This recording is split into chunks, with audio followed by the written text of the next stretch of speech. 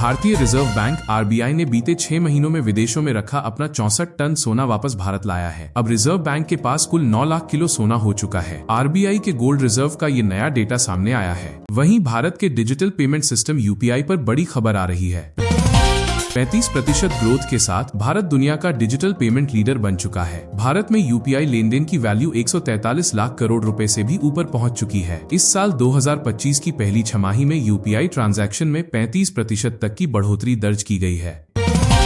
Pension को लेकर एक नया नियम आया है। अब अगर किसी कर्मचारी की मौत हो जाती है तो उसके माता पिता को पेंशन पाने के लिए एक जरूरी काम करना होगा। सरकार ने पारिवारिक पेंशन को लेकर नया नियम जारी किया है। नए नियम के तहत अब माता पिता को भी पेंशन जारी रखने के लिए अपना लाइफ सर्टिफिकेट जमा करना होगा। ये नई गाइडलाइन पेंशन और पेंशनर्स वेलफेयर विभाग DOPPW की तरफ से जारी की गई है।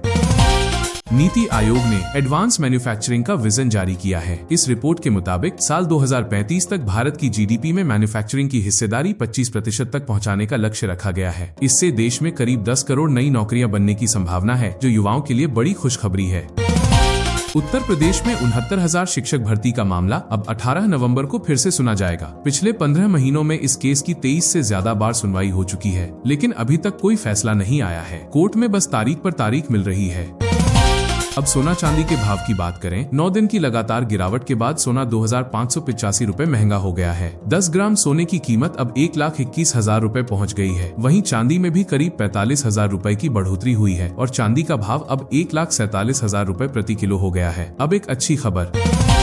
एक रिपोर्ट के मुताबिक साल 2031 तक देश में प्रति व्यक्ति आय यानी हर व्यक्ति की सालाना औसत कमाई 4.5 लाख रुपए से ज्यादा हो जाएगी। 2013 में जहां करीब 6 करोड़ परिवार सालाना 1 लाख रुपए तक कमा रहे थे, अब ऐसे परिवारों की संख्या 10 करोड़ हो गई है। देश की बढ़ती जीडीपी के साथ ही लोगों की कमाई, खर्च करने की क्षमता और शहरों की आबादी भी बढ़ रही है। फ्रैंकलिन टेम्पल्टन की रिपोर्ट के अनुसार 2025 के आखिर तक भारत में सालाना 10 लाख रुपए तक कमाने वाले परिवारों की संख्या 10 करोड़ पहुंच जाएगी। 2010 से 2024 के बीच लोगों की औसत कमाई दोगुनी होकर 2.5 लाख रुपए सालाना तक पहुंच चुकी है, जो 2031 तक बढ़कर 4.5 लाख रुपए हो जाएगी। इससे लोग प्रीमियम चीजें ज्यादा खरीदेंगे, घूमने फिरने और सेहत पर ज्यादा खर्च करेंगे, जिससे देश की अर्थव्यवस्था और भी आगे बढ़ेगी।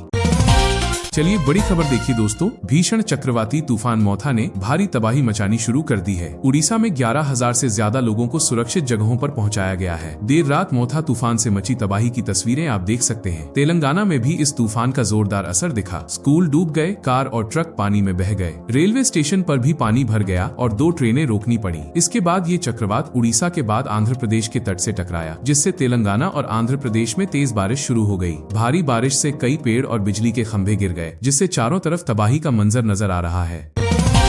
भारत में गणतंत्र दिवस 2026 पर इस बार न तो पुतिन होंगे और न ही डोनाल्ड ट्रंप, बल्कि इस बार सुपर पावर यूरोपियन यूनियन के नेता मुख्य अतिथि बनेंगे। भारत ने गणतंत्र दिवस समारोह के लिए यूरोपीय कमीशन की अध्यक्ष उर्सुला वॉन डेर लेयन और यूरोपीय परिषद के अध्यक्ष एंटोनियो कोस्टा को मुख्य अतिथि के रूप में आमंत्रित किया है। ये फैसला भारत और यूरोपियन यूनियन के रिश्तों में एक नए दौर की शुरुआत का संकेत माना जा रहा है। वहीं एक दुखद खबर बिहार से आई है। छठ महापर्व की खुशियां मातम में बदल गईं। पूरे बिहार में डूबने की घटनाओं में 83 लोगों की मौत हो गई है। केवल पटना में ही 9 लोगों की जान चली गई। गंगा स्नान के दौरान कई जगह हादसे हुए, जिनमें सबसे ज्यादा लोग डूबने से मारे गए। ये हादसे राज्य के कई जिलों से सामने आए हैं। अयोध्या में श्री राम जन्मभूमि मंदिर का संपूर्ण निर्माण कार्य अब समाप्त हो चुका है। ट्रस्ट महासचिव चंपत राय ने बताया कि मंदिर के सभी मुख्य निर्माण व श्रद्धालुओं की सुविधाओं का कार्य पूरा हो गया है। शिखर पर कलश व ध्वज दंड स्थापित हो चुके हैं। जल्द ही 22 फीट ऊंचा सूर्य ध्वज फहराया जाएगा, जिसके ध्वजारोहण में प्रधानमंत्री मोदी शामिल होंगे। भारत चीन सीमा मुद्दे पर बातचीत हुई है। चीन के रक्षा मंत्रालय ने बताया कि दोनों देशों के बीच सीमा मुद्दों पर हुई वार्ता सकारात्मक रही। यह वार्ता विशेष रूप से लद्दाख क्षेत्र के प्रबंधन और नियंत्रण पर केंद्रित थी। कनाडा के एबॉट्सफोर्ड में भारत के पंजाब के राजगढ़ गांव के मूल निवासी कारोबारी दर्शन सिंह साहसी की गोली मारकर हत्या कर दी गई। इस घटना से उनके पैतृक गांव में शोक की लहर है। लॉरेंस बिश्नोई गैंग के गोल्डी ढिल्लन ने सोशल मीडिया पर पोस्ट कर हत्या की जिम्मेदारी ली है। दावा किया कि साहसी नशे के कारोबार से जुड़ा था। दिल्ली पुलिस की स्पेशल सेल ने जासूसी नेटवर्क का पर्दाफाश करते हुए झारखंड निवासी आदिल हुसैनी को गिरफ्तार किया है। वह सीमापुरी में रहकर पाकिस्तान के लिए संवेदनशील सूचनाएं साझा करता था और फर्जी पासपोर्ट रैकेट चलाता था। पुलिस ने उसके पास से एक असली और 2 जाली पासपोर्ट बरामद किए हैं। उसके विदेशी संपर्कों की जांच जारी है। अरबों साल पहले किसी दूर तारे की दुनिया से आया धूमकेतु 3 IATLAS अब हमारे सूर्य की ओर बढ़ रहा है। यह सौरमंडल के बाहर से आई तीसरी वस्तु है। वैज्ञानिकों ने इसमें चमकते निकल की भाप पाई है, जो ठंडे अंतरिक्ष में असंभव मानी जाती है। आज तक के अनुसार यह धूमकेतु 29 अक्टूबर 2025 को सूर्य के पास से गुजरेगा, लेकिन पृथ्वी से इसकी कोई टक्कर नहीं होगी। भारत की हिंदुस्तान एरोनॉटिक्स लिमिटेड और रूस की यूनाइटेड एयरक्राफ्ट कॉरपोरेशन ने SG-100 यात्री विमान को भारत में बनाने के लिए समझौता किया है। यह समझौता आत्मनिर्भर भारत के तहत सिविल एविएशन सेक्टर में नया अध्याय खोलेगा। यह MOU 27 अक्टूबर को मॉस्को में साइन हुआ, जिसमें दोनों देशों के वरिष्ठ अधिकारी मौजूद रहे। जापान की प्रधानमंत्री साने ताकाइची ने अमेरिकी राष्ट्रपति डोनाल्ड ट्रंप को 2026 के नोबेल शांति पुरस्कार के लिए नामांकित किया है। टोक्यो में हुई द्विपक्षीय बैठक के दौरान ताकाइची ने ट्रंप को इसकी जानकारी दी। आज तक के अनुसार दोनों नेताओं ने अमेरिका जापान गठबंधन को गोल्डन एज घोषित करने वाले दस्तावेजों पर हस्ताक्षर भी किए। उत्तर प्रदेश में 69,000 शिक्षक भर्ती का मामला अब 18 नवंबर को फिर से सुना जाएगा। पिछले 15 महीनों में इस केस की 23 से ज्यादा बार सुनवाई हो चुकी है, लेकिन अभी तक कोई फैसला नहीं आया है। कोर्ट में बस तारीख पर तारीख मिल रही है।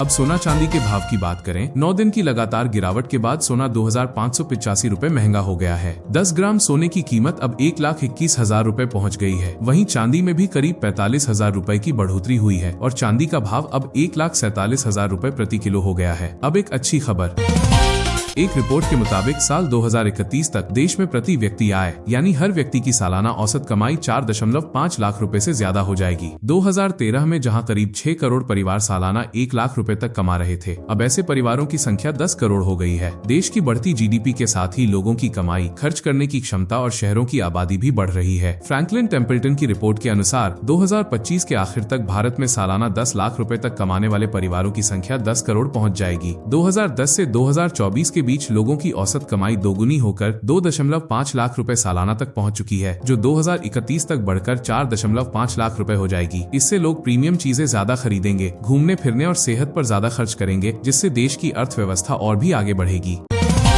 चलिए बड़ी खबर देखिए दोस्तों, भीषण चक्रवाती तूफान मोथा ने भारी तबाही मचानी शुरू कर दी है। उड़ीसा में 11,000 से ज्यादा लोगों को सुरक्षित जगहों पर पहुंचाया गया है। देर रात मोथा तूफान से मची तबाही की तस्वीरें आप देख सकते हैं। तेलंगाना में भी इस तूफान का जोरदार असर दिखा। स्कूल डूब गए, कार और ट्रक पानी में बह गए, रेलवे स्टेशन पर भी पानी भर गया और 2 ट्रेनें रोकनी पड़ी। इसके बाद ये चक्रवात उड़ीसा के बाद आंध्र प्रदेश के तट से टकराया, जिससे तेलंगाना और आंध्र प्रदेश में तेज बारिश शुरू हो गई। भारी बारिश से कई पेड़ और बिजली के खंभे गिर गए, जिससे चारों तरफ तबाही का मंजर नजर आ रहा है। पेंशन को लेकर एक नया नियम आया है। अब अगर किसी कर्मचारी की मौत हो जाती है तो उसके माता पिता को पेंशन पाने के लिए एक जरूरी काम करना होगा। सरकार ने पारिवारिक पेंशन को लेकर नया नियम जारी किया है। नए नियम के तहत अब माता पिता को भी पेंशन जारी रखने के लिए अपना लाइफ सर्टिफिकेट जमा करना होगा। ये नई गाइडलाइन पेंशन और पेंशनर्स वेलफेयर विभाग DOPPW की तरफ से जारी की गई है।